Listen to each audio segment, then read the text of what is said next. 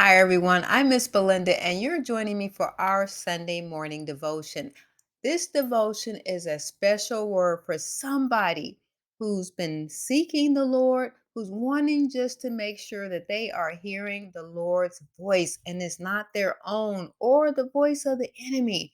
Today's devotion, the title is Sometimes You Need a Sign. Yes, sometimes you just need a sign.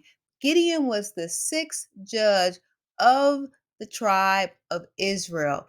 He's most known for delivering Israel from under the attack, the cruel rule of the Midianites. And yet, even though he delivered them, Gideon's battle was not without risk, without a great struggle within himself, and great danger.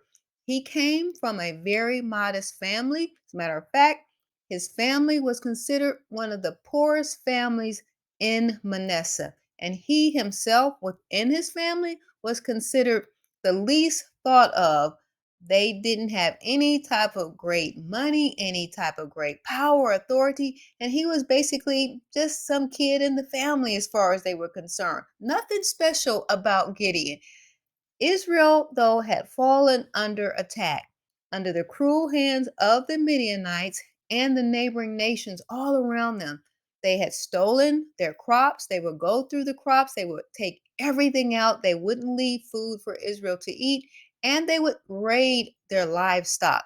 So Israel basically had fled up into the mountains because they felt that they had no defense and that they had no help whatsoever. Now, Israel had sinned against God and they cried out to God over and over again. And finally, God decided he would respond to their cries. And what he did was that he sent an angel of the Lord to Gideon. Gideon had no idea this was going to happen, but the angel came to Gideon, of all people, poor people, poorest in his family, the least thought of in his family. And the angel is sent unto Gideon. And when the angel of the Lord comes to Gideon, he addresses Gideon in a very special way. Maybe you can hear this in the spirit and it resonates with you because maybe this is how you feel about yourself. The angel of the Lord said, The Lord is with thee, thou mighty man of valor. He needed to hear that because he had a low self esteem, he had low self confidence. So the greeting addressed his inner spirit, what was going on the inside of his heart and in his head. So Gideon was perplexed. Why wouldn't he be? He's like, Oh my Lord.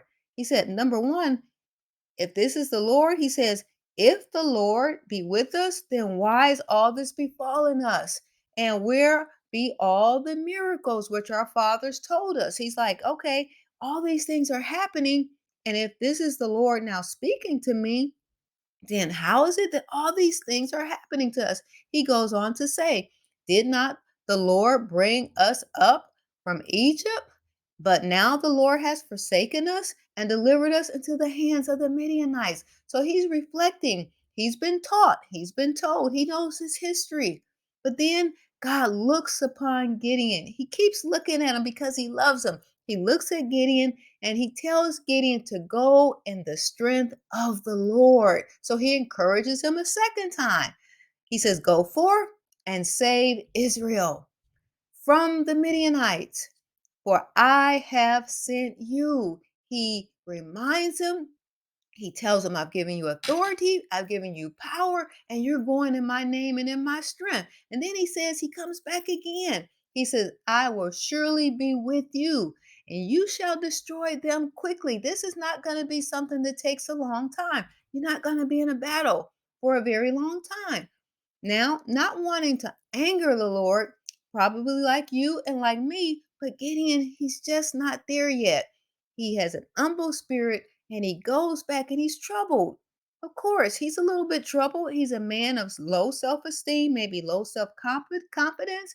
So he goes back to the Lord and he wants to petition God one more time. And he says, Lord, if I've got more grace, I said, I just want to ask you something, one more thing. So Gideon was more concerned about hearing the voice that he had heard. He wants to make sure, is this the Lord speaking to me? Is this really happening?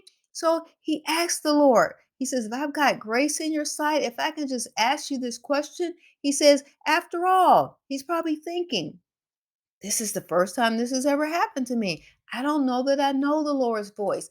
I'm hearing this. I know that it's real, but I need to be certain that it is the Lord. So in Judges chapter 6, verse 17, Gideon says these words, and he said unto him, if now I have found grace in thy sight, then shew me a sign that thou talkest with me. That's all he's saying. I just need to make sure it's you, Lord. You're giving me a strong word, you're giving me a commandment, and you're giving me an assignment.